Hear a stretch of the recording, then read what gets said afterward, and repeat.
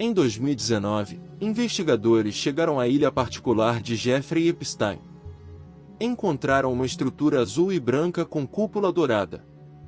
Um templo. Sem explicação oficial. Mas a lógica por trás daquele templo tem 3.000 anos. E está escrita num livro que a igreja tentou remover da Bíblia. Todo mês de julho, 2.500 dos homens mais poderosos do mundo se reúnem numa floresta de sequoias na Califórnia. A cerimônia de abertura, uma efígie queimada diante de uma coruja gigante. O nome da coruja, Moloch. Moloch, o mesmo nome que aparece no livro de Enoque. Em 1904, Aleister Crowley disse ter recebido um texto ditado por uma entidade. O texto começa: "Faze o que tu queres será toda a lei." Crowley acreditava estar em contato com algo real. Essa frase, "Faze o que tu queres", não é nova. É a mesma proposta que a serpente fez no Éden. O diabo é personagem de ficção? É metáfora criada para controlar? Ou é um anjo caído que age dentro de um plano maior que ele, e que hoje opera através de pactos, rituais e homens que se acreditam acima de qualquer lei? Esse vídeo é sobre o que encontrei quando fui atrás da resposta. Fica até o final, porque o que Jung disse sobre o diabo como sombra coletiva da humanidade é a coisa mais perturbadora e mais verdadeira deste episódio. E é sobre você, não sobre os outros. Ato I. No hebraico original, a Satã significa o adversário, o acusador, o testador. Não é um nome próprio. É uma função. E o livro de Jó, o mais antigo texto da Bíblia segundo muitos estudiosos, mostra essa função com uma clareza que incomoda. O Satã se apresenta diante de Deus com os outros filhos de Deus. E propõe uma aposta: retire tudo de Jó, saúde, filhos, riqueza, e ele vai maldizer você. Deus autoriza o teste. O Satã não age contra Deus. Age com a permissão de Deus. Jó perde tudo. Sofre. Questiona. Mas não maldiz.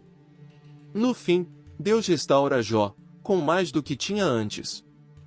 O Satã fez seu papel e desapareceu do texto. Aqui está o paradoxo central: o pior que o adversário pode fazer, quando você não rompe, produz purificação. O livro de Enoque, escrito entre 300 e 100 a.C., citado no Novo Testamento, registra algo mais perturbador. 200 anjos chamados vigilantes desceram o Monte Hermon. Antes de descer, fizeram um pacto entre si, jurando pelo nome de Deus que não voltariam atrás. O pacto dos vigilantes tinha estrutura precisa: compartilhar um conhecimento proibido, magia, ervas, metais, guerra, sedução. Ensinar à humanidade o que não devia ser ensinado ainda. O resultado: os Nefilim, os gigantes, a corrupção que levou ao dilúvio. O pacto une os que o fazem. Mas o que ele produz, condena a todos ao redor. Ato 2. Isaías 14, versículo 12.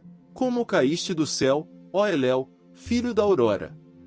Em hebraico, Elel ben Shachar, aquele que brilha, filho do amanhecer, é Vênus. O verso originalmente é uma sátira contra o rei da Babilônia. São Jerônimo traduz para o latim, Lúcifer. Alguns dizem, erro de tradução. Isso invalida o anjo caído. Mas a igreja não leu esse verso de forma aleatória. O que o rei da Babilônia fez, se declarar acima de Deus, acima da lei moral, é exatamente o que a tradição descreve sobre Lúcifer. A metáfora aponta para uma realidade: o orgulho que transforma o servo em rival. 1307, Felipe IV da França prende os Cavaleiros Templários. Acusação: adoração a um ídolo chamado Bafome. O que era Bafome? Provavelmente, corrupção de Maomé em francês medieval, acusação de heresia islâmica. Mas o nome sobreviveu ao julgamento e adquiriu vida própria.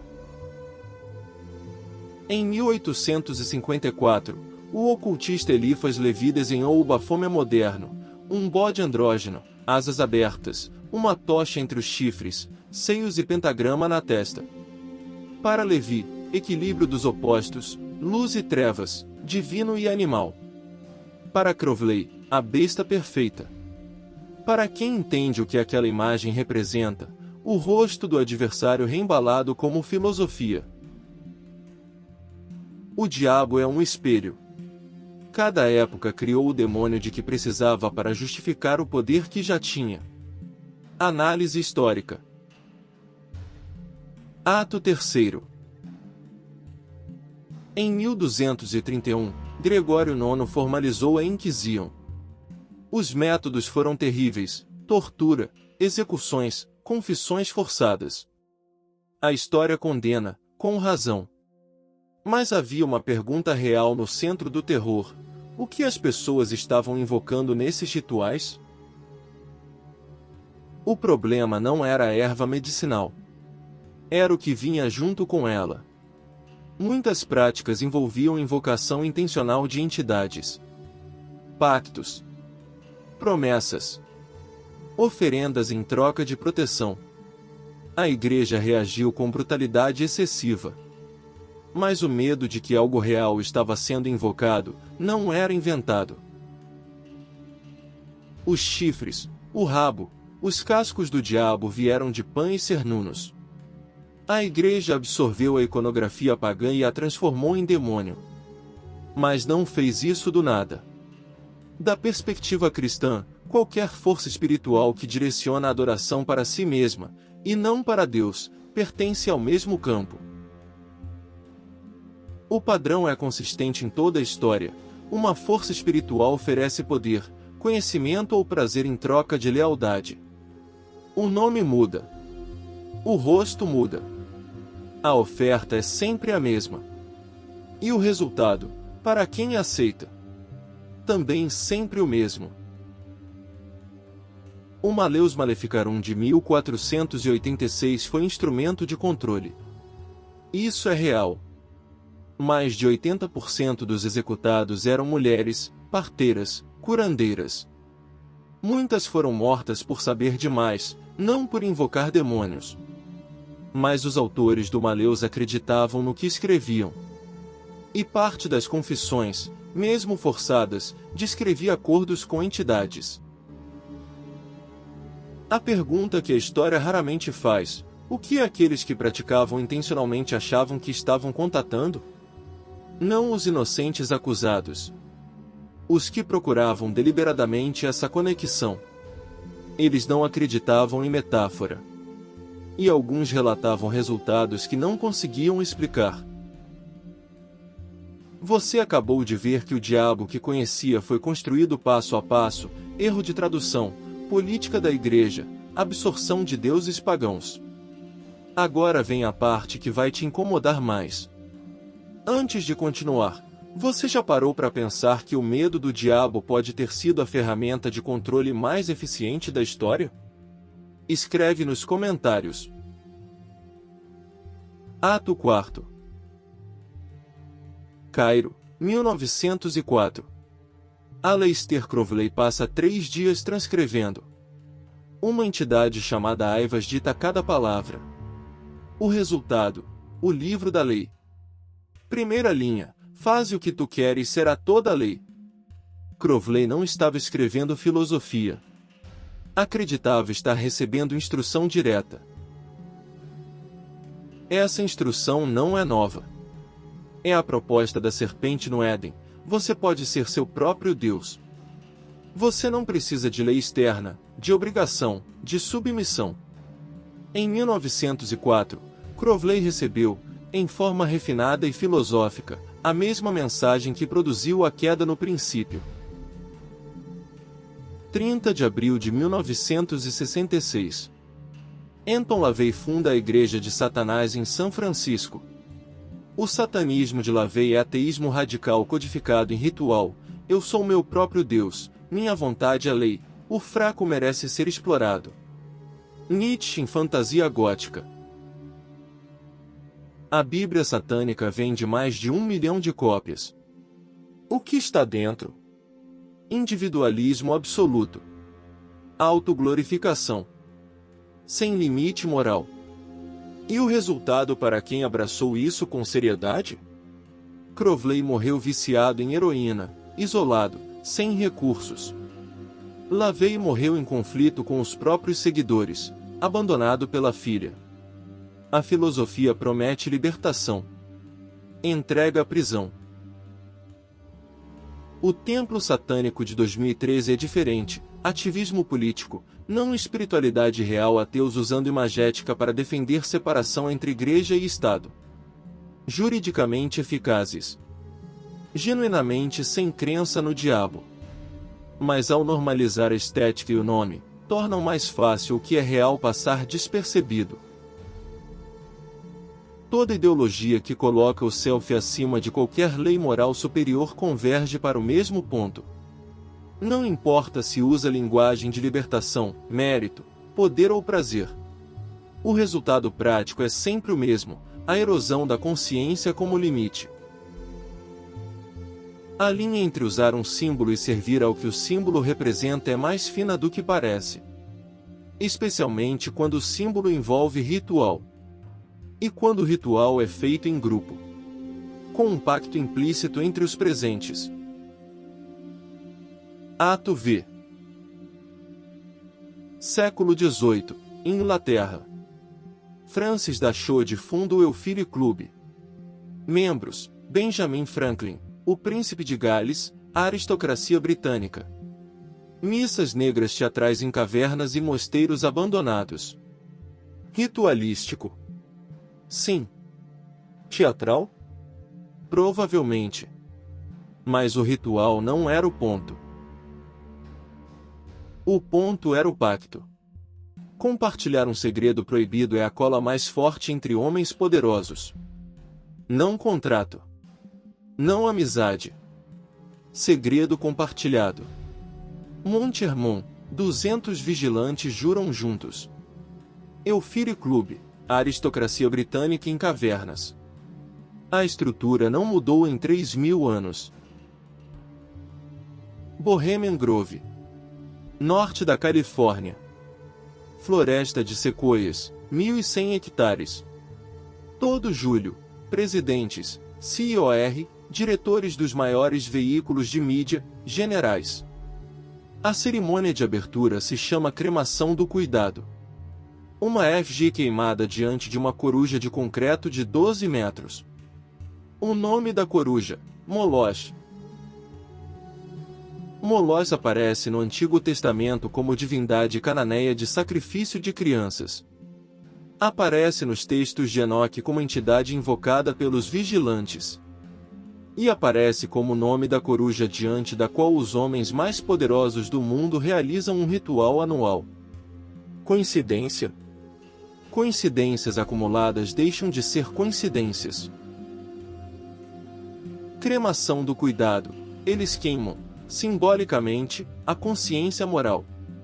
O cuidado com os outros. A responsabilidade. Richard Nixon disse em 1971 que o Bohemian Club era afeminado. Mesmo assim foi todos os anos. Os planos informais da bomba atômica foram discutidos ali em 1942. Onde os poderosos jogam é onde o mundo é decidido. Jeffrey Epstein. Financista sem fonte de renda verificável. Uma ilha particular nas Ilhas Virgens Americanas, Little St. James. Nela, uma estrutura azul e branca com cúpula dourada. Templos têm cúpulas. Templos são construídos para ritual. Nenhuma explicação oficial foi dada para o que acontecia lá. O log de voos, o Lolita Express, príncipes britânicos. Presidentes. Professores de Harvard. Bilionários. O que une homens tão diferentes e tão poderosos? O mesmo mecanismo dos vigilantes, o segredo compartilhado é o que amarra. Você não sai. Porque sair significa expor o que você fez. Epstein foi preso em 2019. Morreu em agosto daquele ano. Causa oficial: suicídio. As câmeras pararam. O companheiro de cela foi transferido. O guarda dormia. A lista completa de clientes nunca foi tornada pública. O pacto protege seus membros. Mas cobra. Sempre cobra. Skull and Bones. Yale. 1832. George W. Bush, John Kerry, o fundador da contra-inteligência da CIA. A iniciação: deitar num caixão e confessar tudo. Você entra morto para o que era antes. O grupo passa a ser sua nova lealdade primária. O olho que tudo vê na nota de dólar, inserido em 1935, inspirado em simbolismo hermético. O layout de Washington DC tem referências maçônicas visíveis de cima. A pedra fundamental do Capitólio foi assentada por Washington com ritual maçônico completo em 1793. O simbolismo não está escondido. Está exposto. Para quem souber ler. Bohemian Grove é filmado e documentado. O log de voos de Epstein existe e tem nomes. Skull and Bones tem membros confirmados que chegaram à presidência. O que não foi documentado é porque nenhum dos nomes poderosos no log de Epstein foi a julgamento. Você acha que os rituais das elites são teatro de poder, ou há algo mais? Escreve nos comentários.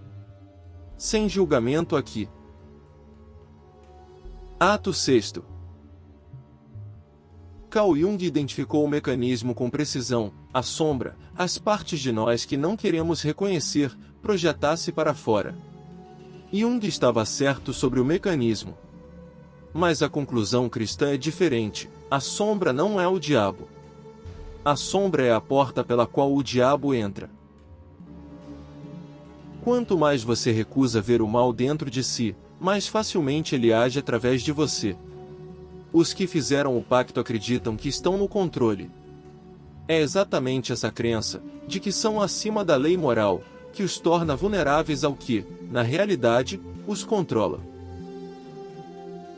Nietzsche disse que Deus estava morto. O que ele quis dizer? A moral cristã havia perdido credibilidade. O que produziu? O super-homem, o ser que cria seus próprios valores. Essa ideia alimentou o nazismo, e alimenta a filosofia das elites modernas. Não por acidente. Porque é a lógica do diabo: você pode ser seu próprio Deus. Os homens que se libertaram da moral divina são, paradoxalmente, os mais escravizados. Escravizados por um pacto, por um segredo, por uma lealdade que não podem romper. A liberdade absoluta que prometeram a si mesmos virou a prisão mais rígida que existe. John Milton. Paraíso Perdido. 1667. Satanás é o personagem mais eloquente do poema. E a linha mais honesta que ele pronuncia: é melhor reinar no inferno do que servir no paraíso. Blake disse que Milton estava do partido do diabo sem saber. Mas Milton sabia o que mostrava, a lógica exata da queda. É melhor reinar no inferno é a lógica de todo pacto. De todo homem que escolheu poder pessoal sobre consciência. Dos vigilantes que desceram o Monte Hermon jurando não voltar. De Crowley, de Epstein, dos que frequentam Bohemian Grove. Eles escolheram reinar. E colheram o inferno. Jung diz que o diabo é a nossa sombra projetada. Nietzsche diz que é o símbolo do poder não submetido. Milton diz que é o arquétipo da rebeldia. E a história diz que a igreja usou ele para controlar. Para você, o diabo é literal, é metáfora, ou é uma ferramenta de poder? Essa pergunta não tem resposta errada. O diabo é real. É um anjo caído. Age dentro de um plano maior do que ele, que talvez não compreenda. Como no livro de Jó, o adversário testa, refina, revela o que estava escondido. Jó saiu purificado. Os que fizeram o pacto saíram corrompidos. A diferença não é o adversário. É o que cada um colocou em primeiro lugar. O diabo sobreviveu 3.000 anos porque aponta para algo que não resolvemos: o problema do poder sem responsabilidade, do ego sem limite. Mas a saída sempre existiu. Não é uma teologia sofisticada. É a mesma resposta que Jó deu no redemoinho: confiar no que é maior do que você. E recusar o pacto. Se esse vídeo abriu algo que você não vai conseguir fechar tão cedo, bem-vindo ao clube. Curta, se inscreva e ative o sininho para não perder o próximo. No próximo episódio, os 18 anos que a Bíblia apagou da vida de Jesus e o que os manuscritos do Tibete, da Índia e do Egito dizem que ele estava fazendo.